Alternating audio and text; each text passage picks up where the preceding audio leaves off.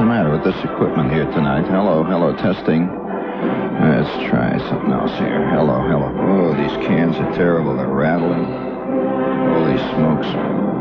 I have a feeling that I've spent 9/10 of my life with a pair of cans on my head.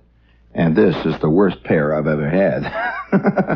Right, well, let's try this other pair, this little pair that came with our Tinker toy set here.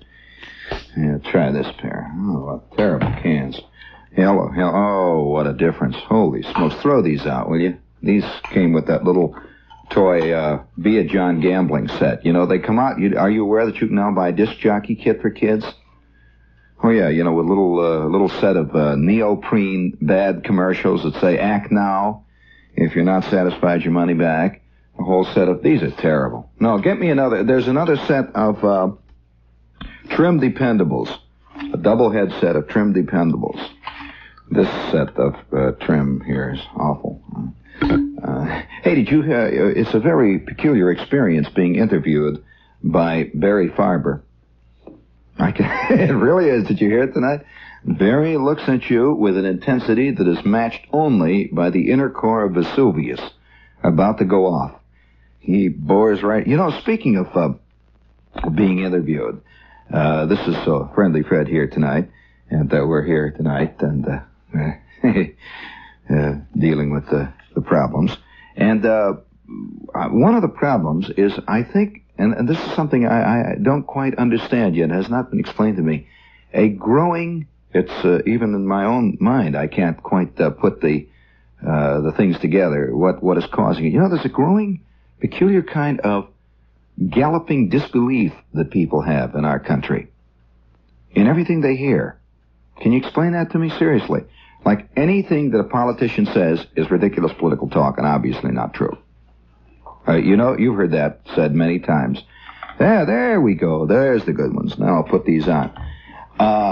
And the simplest statements today are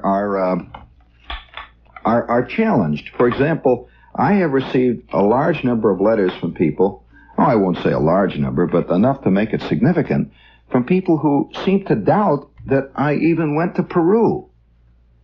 Now, why would somebody come on with a whole big shlemoo about going to Peru and going to the headhunter country of Peru and so on, and it's all just a figment of your imagination. Now, I'm going to read a letter here from a person here. It says, Dear Mr. Shepard, I was terribly sorry. Now, the only reason I'm doing this is to make a point about this peculiar kind of growing disbelief that is galloping throughout our society. You know, I have guys come up to me after I do a Limelight show, and they'll come up and say, oh, come on now, Shep. Now, come on. Come on, just level with us. You never really lived in Indiana. Why would I invent living in Indiana? I can't comprehend this. And so I don't know quite what to say about that. Guys will come up and they'll say, oh, come on, Shep. You never really were a White Sox fan, were you? Well, I'll admit that's hard to believe that anyone would be a White Sox fan. But nevertheless, they'll ask you that as though you somehow invented this, you know, that you were a White Sox fan. You invented the fact. So I often will ask somebody a question. I say, well, where do you think I was? Where did I come from? I mean, didn't come from Indiana. What do you think, why do you think I would have invented that? And they sort of look, funny look, and they say, oh, well, come on. Why don't you just come out? You know, why don't you level? I say, okay, Trenton. I'm from Trenton. They say, oh, yeah, well, all right, fella. Why you just say it all the way, you know? That's the end of that. So I don't know. I'm just curious about that problem, and I can understand why politicians must be frustrated when they'll come on. And I'm not saying all politicians tell the truth. I'm not saying that, nor does anybody tell all the truth about himself. This is a fact. But I can understand the fast galloping feeling of frustration that a politician must feel if he gets up and he says, you know what I want to do? I want to do something about the Pullman cars. And somebody goes, oh, come on, Charlie, why the political? And he might really want to do it, you know. And it's just part of our great growing, softly falling cynicism. You want to hear that letter? There's a letter here. This is obviously an intelligent type person. It says, I was terribly sorry that you did not make that trip to the Amazon basin in Peru. I told my husband how nice. Gene Shepard is going to Peru, and he has asked all his faithful to say goodbye to him at the Pan American or whatever it is, and he does need a tape recorder and so on. Oh, said my husband, it's very nice that he can make such a trip. However, Saturday night you were heard at the Limelight and not in Lima, Peru. This is not humor. We went along with Australia. See, obviously, she doesn't believe I even went to Australia. We went along with Australia. But will we go along with what you had to say about all those birds, snakes, and flora in the upper valleys? Oh, no. The botanical gardens in the Bronx could well have used your good offices. Now, why is this? There are a dozen listeners who continually write me letters who feel deep down inside that what I do is go to different libraries and read up on a country and come on and do a whole series of shows about them. I don't know why that is. And I know that nothing I can say on here and tonight will convince them that this is not so. They will say, oh, well, come on, of course you'd have to come back and say that you did it, but come on now, we know better. And it goes on. I don't care whether they do or not, because it's trivial in my case, and I admit it. However, this must be really a discouraging thing with people who are genuinely involved in something very important. And I think this is a growing, fascinating trend in our country. You know, speaking of trends, it's every season.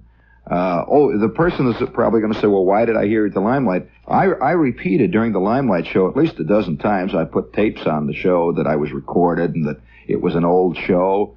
And I said that I was recorded for all the time I was down in Peru. But nevertheless, I'm sure there's a sizable body of people who feel that this was all invented. Obviously invented, and it's one of those things. So, you know, speaking of, maybe it's because there's creeping showbiz-ism in our world. By creeping showbiz-ism, I mean not necessarily Barbara Streisand appearing down the street in the show. That's an obvious piece of showbiz. But the feeling that almost everything that is in life is engineered. It's planned that way. I know large numbers of people who really believe that anytime there's a depression, they cause it to be. Anytime there's a war, they have worked us into this war. They've engineered it for their purposes, whatever it might be. And so I guess that must let small people off the hook who feel that they basically are very good, and there are these evil people who are engineering the problems in the world to bug them or to take advantage of them or to exploit them, the good people of the world. I guess this is another part of that, of course. It started about 1950. You can almost pinpoint it with phony spotting-ism. Almost every kid from about 1950 on, and now they're the adults, of course, of our time, believes that they're infallible phony spotters. This all goes back to Holden Caulfield and Catcher in the Rye, who could spot a phony just by the way he walked from a mile and a half away, and just assumed that everybody was a phony but himself and his very close friends, especially if it was his kid sister. So that's the easy way, I guess, to spot phonies. Just call everybody a phony and just let it go at that, and then you can't miss, you know. Everybody except people who believe the way you believe. They're not phonies, they're deep thinkers. But this is a kind of an outgrowth of our world. And, you know, every season you see more and more the slow build-up of this engineering of things, and maybe this is why people are getting a little cynical, perhaps. I tuned in on a football game the other day. The first football. I knew I was back home, and I knew the nutty season had begun. I don't think the nutty season is particularly the summer anymore. They used to say it was the nutty season. But I think the nutty season begins about September 1st. It begins about Labor Day and goes on. Very few things are nuttier in our world than the football season. I think this is where you begin to see some of the really galloping idiocies of our time. And I turned on the TV set there, and it was just on. It turned on, and there is a big college football game. And I'm looking at 6 cheerleaders. How many of you saw this Saturday, the big TV football show that was on? And there are 6 college cheerleaders, and they're up on a platform, these chicks. And, of course, they're being picked up in color, widescreen, the whole bit on TV. And they're up on a platform, and they are choreographed now. You know, cheerleaders don't lead cheers anymore. They are now a chorus line. And they're out there, and the band, somewhere off in the distance, I presume it was a band, although it could very well have been a tape of Henry Mancini and his orchestra. being played into the PA system. The band is playing, oh, there's no business like show business, there's no business I know, raka-taka-taka-taka, wow, wow. And these 6 sexy chicks are going through the most intricate choreography I've seen since that turkey of a Broadway musical that I was in a couple of years ago, folded quietly in Toronto and limped into town and was shot down by every critic. But nevertheless, these chicks were not any more cheerleaders than the chorus line at the Hello Dolly are leading the cheers in the audience, are they? I don't know. And the audience was not doing anything. I looked to see whether, what they were doing, whether there were guys cheering or anything. And the crowd, sitting there in the cheering section, just quietly sat on their hands and watched it. And these chicks are going, oh, there's no business like show business. And I thought, well, all right, now it's come full circle. That even the guy who used to go to the football game to yell his lungs out is really out of place now, because he would be interfering with the choreography. He would be, really, during the cheers. And what were they applauding? They were applauding a touchdown by their team. They were out there dancing like mad. I thought, gee, what a great choreography. Jerome Robbins, I think, had a hand in that choreography. And then I heard even more than that. There's a football team now in the East, by the way, where you can go to the empty stadium. Now, if we think that the headhunters have curious and strange, exotic tribal rituals, I just wonder what a Peruvian Chapra Indian would think watching 6 girls dancing in front of a crowd after somebody has lugged the ball over a goal line. Well, all right, that's okay. We can understand it's a game, but get this one now. You know that one of the colleges locally has opened its stadium on the days that they're playing away from home. You can come to the stadium and sit in the stadium, the empty stadium, while the game is being played, let's say 500 miles away. And while you're sitting in the stadium, they apparently either put the game on television down there in the middle of the field, or else they bring it in by radio. I don't know what it is, but whenever somebody does something, you can cheer, and it will be picked up by microphones and be broadcast in the stadium 500 miles away. I'm sorry, wait a minute now, I have the clipping here about it. I'm not inventing it. Again, everyone says, you're inventing it. So can you imagine what would happen if I took Tariri from the Chapra tribe, and I took him to this stadium, the empty stadium. Remember, there's no game going on there. And this crowd of people are sitting huddled in their overcoats with their flasks and their signs they're holding up, go Rutgers or whatever it is, and they're all sitting there in the quiet silence of an empty stadium, and down in front of them is a cheerleader. And sure enough, Joe Wisnowski plunges over from the 2, makes the score 12-8, and immediately they burst out with, ho! 1, 2, 3, 4, rut, R-U-T-G-E-R-S, Rutgers, Rutgers, Rutgers, ah! And they're sitting there, not at the game, and they're picking it up, and they're rebroadcasting it, I suppose, by delayed loop, all the way out there in Syracuse or wherever the game is being played. Now, I don't know how I could explain that to him, nor do I know how he could explain it to his tribe if he got back there. Speaking of strange tribal totems, this is WOR AM and FM New York. Hit the button in there very fast there. Gentlemen, we're talking to the 2,500-year-old brewmaster about some of the great people in history. As you know, sir, Ballantine beer has more spirit to it, and it seems to me you must have known many spirited people who would have really enjoyed Ballantine. I knew little Willie Shakespeare. He was so spirited that you had to hold him down to write. He would fly around the room. You had to throw paper up in the air to keep him busy. But he wasn't a good writer, He wasn't? No, he had terrible penmanship. Nobody knows this. See, I read the first folios. They're all full of ink blots. The ideas were good, yes, but the penmanship was terrible. But he really was a spirited little guy, Willie Shakespeare. And had he lived instead of died, he would have appreciated a beer with such joy and spirit like Ballantine. Ha-ha. If you want to start living a life that's livelier, live it with spirit. Ballantine beer. There's more spirit to it. Yes, sir, that's my baby. No, sir, don't mean maybe. Yes, sir, that's my baby now.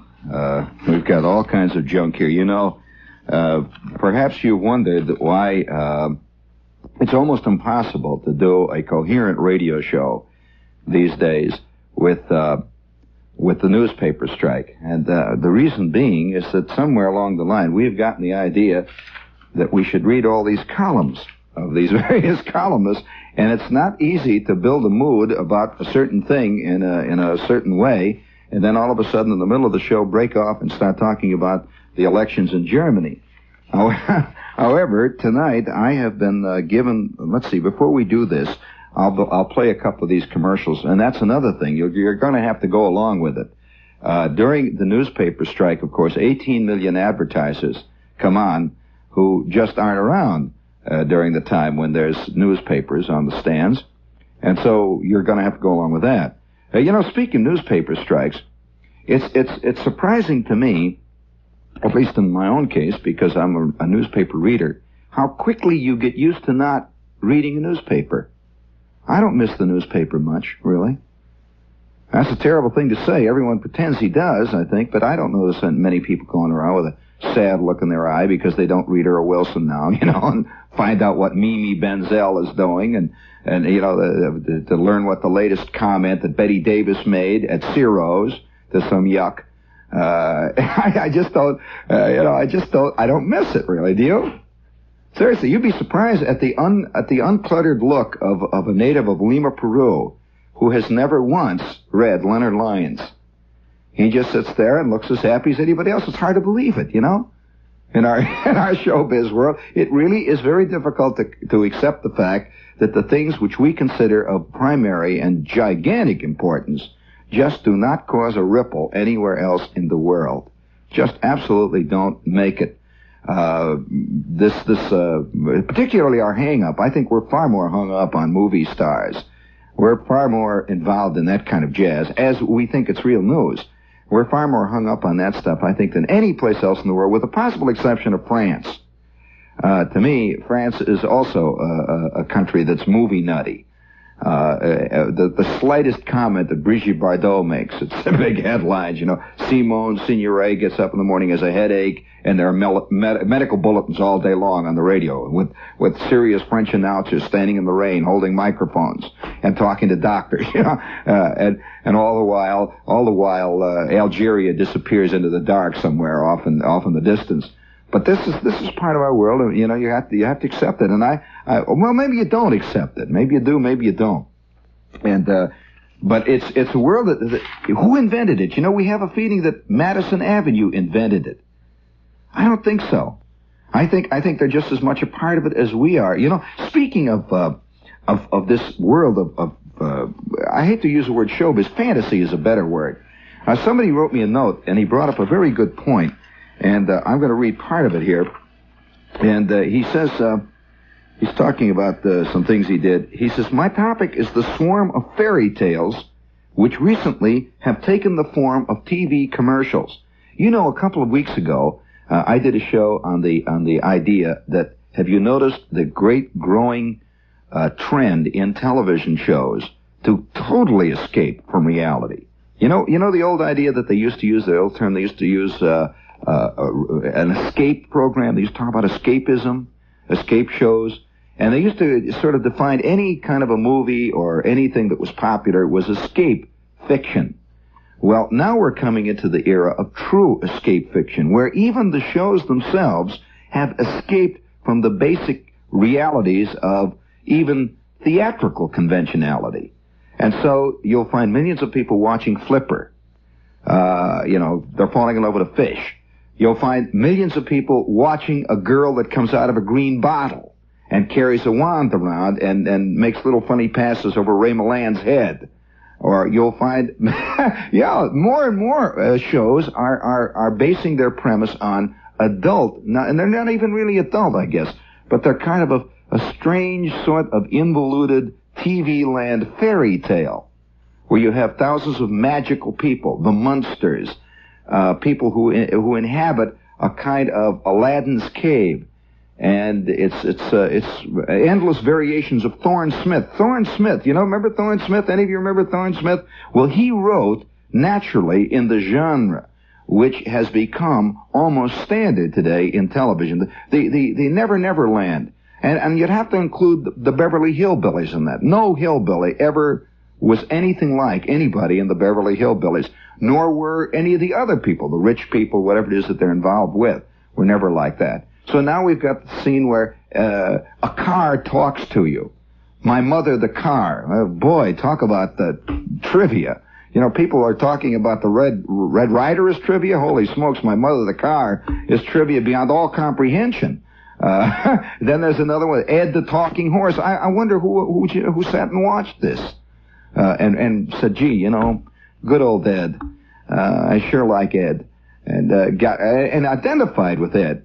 Well, now this listener points out at a very good point. He says, what about the new myths? He says, we must be a race that has an insensate hunger. He isn't saying that. I'm saying this. Must have an insensate hunger for fairy tales, but we won't admit it. Now, if you talk to a grown-up person, said, "Would you like? Do you like fairy tales? How about the woman in the shoe? How about that? You know, do you like Dorothy and the Wizard of Oz? And would you like a TV show? How about let's doing Little Red Riding Hood?" He would laugh. He'd, "Oh, come on, fairy tales, that's ridiculous kid stuff." And 10 minutes later, he's sitting there watching Flipper. 10 minutes later, he's got on My Beautiful Blonde, whatever that thing is, or My Beautiful Doll, or he's watching My Mother the Car, and does not recognize it as a fairy tale, a genuine fairy tale. But one of the real fairy tale areas, of course, is the commercial. They've always been fairy tales up to a point, but now they're using real fairies in them. No, that's not exactly what I mean, but they're using... I mean, what a rotten bunch of people out there. Huh? Awful mind. Well, of course, that's a problem in showbiz, you know. But nevertheless, it says, my topic is the swarm of fairy tales which have taken the form of TV commercials. I'm reading this guy's letter. He says, has this just sprung up recently, or has it always been so? I suspect the former. White knights riding about, saving people in distress. Boom, you know, with the lance. Pow! White knights galloping all around the giant washing machine floors which turn to glass. Sudden changes of environment brought on by the intake of cigarette smoke. Magic floor cleaners. The word magic is ubiquitous in commercials. Oh, well, look, fella, one other thing, too, that you must realize that's ubiquitous in the commercial world. Nothing is the way it was the day before. All products are new. All products are new. Repeat that to yourself if you're going into the ad business. There's no such thing as an old, reliable product. There is only new, improved products. That's a very different concept. And I wonder what I can't help but think myself, you know, it just occurs to me, every time I see a commercial that says this. I saw this commercial last night where the girl had this squeeze bottle, see, and it was something to do with a floor cleaner or something to do with a water softener. You know, there's all millions of these products that do non-functional functions. You know, there are always things that make water soft or make something fluffy or make something whiter. They're not really soap. They're not really wax or cleaner, but they're always sort of additives. You put it into your wash, or you put it on the floor. One of the, you know, those kind of things. And the voice kept saying, yes, buy Watanabe number 7. It's changed. Yes, Watanabe number 7 is now changed. Yes, it's changed, folks. Well, I thought, what kind of crud were they selling us before? Have we been taken for years? All of a sudden now they've straightened up, and now they made it into something that works. You know, and they kept saying, it's changed now. But they didn't say how it was changed. They never really say how these things are changed, nor how they are new. They constantly use, those are magic words. New, changed, improved, and, of course, secret ingredient. This is incidentally, that is another phrase that's constantly used and has been used for years. That it contains a secret ingredient. Now, the implication, of course, being that it's secret from all the other manufacturers. No, actually, the secret ingredient is secret only from the users. It's used in all the other products of exactly the same kind. They all know it, but they don't tell you what it is. Sandpaper. I'm being honest with you. I'm not inventing this. Often the term secret ingredient refers to an ingredient that is common to all the products of that type, but one that they just don't talk about. Like lye. You know, they just never tell you about it. Or goose grease. Sure, and they don't say, now if they say an exclusive secret ingredient, that means that they're on to... Then you're dead, you know. An exclusive secret ingredient means that it's an ingredient that all the other companies found out was useless and have done away with. This company is still sticking with it because they have not yet perfected their process or bought the machines which will get rid of goose grease. So we contain the exclusive ingredient DL27/96SJ7. Ask for it. It comes in the new improved squeeze bottle. It's all magic in a yard wide. Have you seen the girls that fly in the air? That's a pretty good crowd. Have you noticed the witch that comes out? There's about 9 witches now that appear on television. Now, of course, there have been witches on TV for years. I'll never forget that show called... What was that show called where those ladies sat around and talked? That was the first incursion of witches on the air. You remember, what do they call it? Witch Talk, or... What was the name of that? You remember when those sharp-looking ladies, all tall, 9 feet tall, and they wore these Jacques Fath fashions? And they sat around and made nasty remarks about their friends on television. Everybody watched. And you know, speaking of that... Have you noticed the growing non-panel show? This is a growing new bit in late night television, especially, where 5 semi-known yucks who are all trying to plug their bad picture are invited to the studio and sit around and just kibitz about how good they are and how wonderful they are, and little in-talk about their friends, and never even look at the audience anymore. They don't look at the audience camera. They'll say, "Oh, come on, Edie. What do you mean, huh? You know, Edie, last time I saw you out of the hair, oh, come on, blah, blah. Well, hey, now look, Mickey." And they go on for hour and after hour after hour, and the MC or the moderator just sort of sits by and chuckles fondly and watches them. I saw a show that went on for 17 hours the other night like that, and they just broke that little coffee clutch up every 5 minutes for 13 commercials.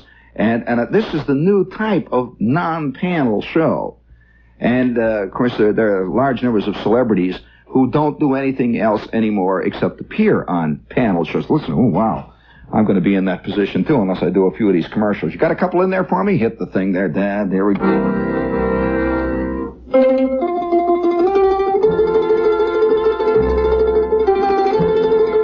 Is this Orbox? Holy...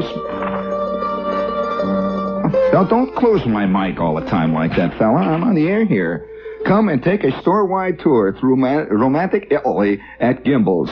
All New York has fallen in love with Gimbel's Italia Romantica. Every floor has taken on the atmosphere and characteristics of a famous Italian city. I wonder if they are blowing through the air conditioning system there what most famous Italian cities smell like. To give you a little feeling of old Naples, Napoli, Michelangelo's renowned David in perfect replica towers 17 feet tall on Gimbel's street floor. Yes, visit old Italy in Gimbel's these days. Italian-made and Italian-inspired treasures are available. Gimbel's is Italy. Italy is Gimbel's. During Gimbel's Italia Romantica. Yeah. I wonder if there's a department store in Milan that has reproduced Indianapolis on its ground floor. And somewhere there's an announcer saying, come to Boxerini and visit old Indianapolis in Indiana. Yes, you can visit Victory Circle. We are really something in this country, I'll tell you. We're fast. Now, we've got a few more things here. Let's see what else we got. All this stuff about Evelyn Wood and the reading clinic. Boy, are they loading me with commercials these days. Evelyn Wood. If you have trouble reading, friends, and I'm sure that many of you do, if you find that it takes you 4.5 hours to read 17 pages and your lips move while you read, you know, or your thumb moves along with it, and keeps going down the lines. Well, the Evelyn Wood Reading Institute will teach you how to read in no time at all flat. You'll be able to read the whole, when the papers come back, you'll be able to read even the editorial pages of the Times and understand them. You'll be able to go through C.L. Sulzberger even and know what he's saying in those blockbuster phrases. And they would like to demonstrate their reading techniques, which have been used by the late President Kennedy's cabinet. I don't know whether I'd admit that, but they did. And here's your chance to really whip through the Reader's Digest next month like nobody's business. You can see a demonstration of the Evelyn Wood technique Tuesday. That's let's see, this is Tuesday, isn't it? Wednesday and Thursday, December 21st, 22nd, and 23rd at 5:30 and 7:30. If you want to reserve a seat, it's TN 72950. It is legit, in spite of the fact I'm making whoopies here about it. Now, let's see. We have another thing in there. Let's see. Reading, Gimbals, Valentine. We have another ore box coming up later, right? Okay, what is that one about? Do you have another ore box in there? Oh, it's just a little bitty one. It says, if you say you can't afford Paris, ore box says you can. Come and see great fashion, beautifully priced, beautifully copied in Paris's own fabrics at Orbox. They're on a real kick there. Paris and all that. Now, one other thing, we have a column to read to you. You know, it's almost impossible to do a radio show with this strike on, so we're just kind of giving up, and we'll read to you what Red Smith has to say now today. And let's see, do I know Red Smith? Yeah, I met him once in Toots Shores. Sort of looked at me with a funny look in the eye. And I doubt whether Red Smith would give me much mention in his column, but I'll read Red Smith here. He says, Vox Populi, riding out Wisconsin on the same... Do you want to hear about what's going on in Milwaukee in connection with the Braves, any of you? I don't feel like it. I guess the station feels that many people want to hear it, so I'll read a little bit about it. Somebody put up a sign that says, boo, I'm a Met fan. I don't blame you.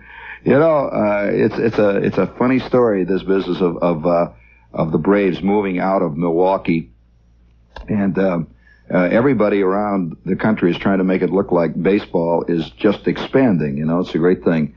And here's what Red Smith says about it. He says, riding out Wisconsin, I don't know why he means riding out Wisconsin on the San Francisco Giants' last day in town, the cab driver said this was the first break in weather the Braves have got on a Sunday all season. Weekends have been rotten, he said, and if there was a night game, it seemed the skies clouded up and got threatening always about 5 o'clock. So on top of everything else, he says, they didn't figure to draw any crowds. Everybody knows how the town feels about them quitting, and for what? Can you imagine anyone quitting on a city that puts over $900,000 in the park for a second division team? And Red Smith goes on to tell, in long, involuted prose, that everybody is very mad in Milwaukee that the Braves are leaving, and they blame it on Bobby Bracken, who is merely the manager and had nothing to do with it. He says that's the way people always are. So, nevertheless, that's the gist of the column, and that's all I'm going to read of Red Smith, because I don't think most people here in town are I did Orbox again. That's two. I did two of them, dear. You want three? There are three of them? I can't follow what you're saying. That doesn't... I know I did two Orbox, and you're going to say I have three of them. I'll wait till the sign is put up there. This is the worst radio show I've done in years. Yes, dear. Oh, I did Gimbal, and I did Orbox. There are two Orbox? Well, I've only got one piece of... You mean Gimbals and Orbox are two different places? Well, I've got the... Oh, yes, here it is. It says, say Paris to a tourist, and he'll say Eiffel Tower. Well, it depends on the tourist, Fred. I know what some tourists say when you say Paris. But I guess copyrighted tourists say Eiffel Tower. Say Paris to a woman, and if she's smart, she'll say Orbox. Oh, yeah? Orbox Paris copies all in the designer's own fabrics. So they're all true to the originals. Only the prices tell the difference, and they're copies. Prices are at Orbox low. It says Paris at Orbox. If you're smart, you'll see it today. What is this? What is all this? Okay. Fine. Well, I'm having fun with the commercials. I think people are accepting it out there, and I'm not fooling around. There's Paris's at Orbox these days, friends. Now, let's see. What else do we have to do here? On the other hand, when I was in Peru, and I'm going to go back to Peru now tonight, I had the occasion to ask people in Peru. You know, one of the big problems today in Peru is television. Believe it or not, it's even more of a problem than it is here. In fact, this is a problem that's sweeping throughout most of Latin America. The people have become addicted to television. We may be hung up on it, and large numbers of people may spend their days watching television, but one of the problems that's recently begun to be felt throughout Latin America is the problem of millions of people in terrible slum conditions devoting almost all of their income and every little bit, including what they should be spending on medical expenses, one thing and another, on that big one-eyed monster in the corner. Did you know about this problem in Latin America? And they found that millions of people have become sort of drugged by it, and they sit by the hour just watching television, hour after hour after hour, and they quietly fall apart, really, in front of the TV set. It's a fascinating problem. In fact, I'll tell you, when I saw a few of the more, well, they're the kind of slums that you and I in America can't even comprehend in certain areas of Latin America. Recently, when I visited down there, particularly Peru, was the only place I really saw much. And I was astounded to see little TV aerials sticking out of this tiny pile of junk, which was piled up over a hole in the adobe there, and somebody was living really in a cave. They had a little thing up there. Some of the sad sights I saw, and yet, poverty is something that many people in Latin America can't escape from. There is a chance for most people in America in one way or another, but theirs is almost inescapable. And I remember the day that we drove out, three of us decided to go out and see some of the Incan ruins just outside of Lima and drive straight, I believe it was north. It's hard to orient myself with the directions down there, but I believe we drove straight north out of Lima and drove along the sea for a while, and suddenly we're in the desert. And I mean desert, just almost instantly you're in the desert, a desert that kind of lows, kind of dips down to the ground and crawls up slowly towards the Andes. And this is not the Lawrence of Arabia desert. This is not the kind of desert that you see in widescreen Technicolor. It was a gray, you know the term they used to use, tattletale ash gray? This is a gray, sinister-looking desert. It looked like volcanic ash or something. And it just lay there with a kind of cold wind blowing in from the ocean. And you always think of a desert as being hot. Well, can you imagine a cold, clammy desert? The wind blowing in. Wow. And we drove further and further and further through this desert, and it got more and more desolate and bleak. And you would see an occasional man coming down the hillside with a goat following him. Or you would see someone, a peasant, struggling along the road with a gigantic load of something on his or her back. Ancient women struggling through this place, this weirdly spooky, scary place. And at the same time, it had a very definite appeal.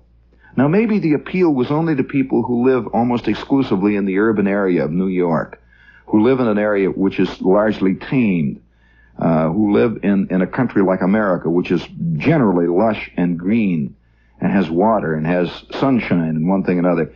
But we found this, most of it, we were sitting there looking out of the car window, this ancient cab that we're rattling along in, and there was a man from Switzerland with us. And he was in the car. There were four of us. And we were going out to see the Incan ruins and being taken by a Peruvian. And he was describing the sights as we went. And I noticed the Swiss. Switzerland is a country that is almost like a jewel. Switzerland has magnificent mountains. You've probably all read and heard and know what Switzerland looks like. And this guy was looking out at this countryside with his mouth hanging open. You could see he could not even comprehend this kind of country. He's looking out. His eyes are as big as saucers, and I knew that anything he would see in the Incan ruins would not even come up to just the countryside. That long, gray sea of kind of vaguely moving, involuting dunes that stretched to the barren Pacific. He's just looking like that. And somebody had written on the side of one of the hills. Now, these hills were good-sized hills, maybe 500 and 600 feet. They just laid up there. They were completely barren. No undergrowth, nothing, no cactus, just great gray mounds of this gritty sand. And somebody had written a gigantic phrase on the side of one of these things, had just gouged it out. And it was a slogan. It was a communist slogan. And somebody had gouged it out on the side of this strange desert-like mountain. And one of the first things I asked when I got down there was, what was going on in the world of communism. You know, most people in Peru, for your information, at least the ones I found, and various reporters I asked there, that most Peruvians really like Americans. This is one country where Americans are welcome. They like them. You don't go all up and down the streets and they say, Yankee, go home, and all this jazz. They dig Americans. And yet, up in the hills, as you've probably been reading in the news and hearing in the news, there are problems all along the Andes. There's all kinds of Castroite activities going on. And everybody in town, of course, they talk about this and they kind of shrug it off.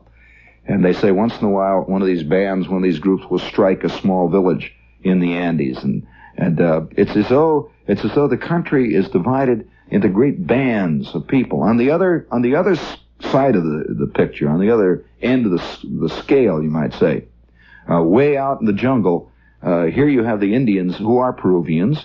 They live in the country, who have absolutely not only no contact with all that world, but in most cases don't even know it exists. And then you have large numbers of people living in Lima who have no concern or involvement with the people who live in the mountains. It's great bands of country all poured together in some kind of a strange mold. Well, the moment we landed, arrived in our car in that windswept, barren place that is now where the remains of the Incans are. You know, it's peculiar to just see bones sticking up out of the sand. Yeah, after all these centuries, the Incans' bones are still there. And there's no tourist facilities. Nobody's, they don't sell pennants. I seen the Incas. Nothing like that. By the way, do you know that they have a drink that is sold all over Peru called Inca-Cola? I mean, Inca-Cola. And you see this sign every place you go. What a strange country. One of the most fascinating countries I think I've ever seen.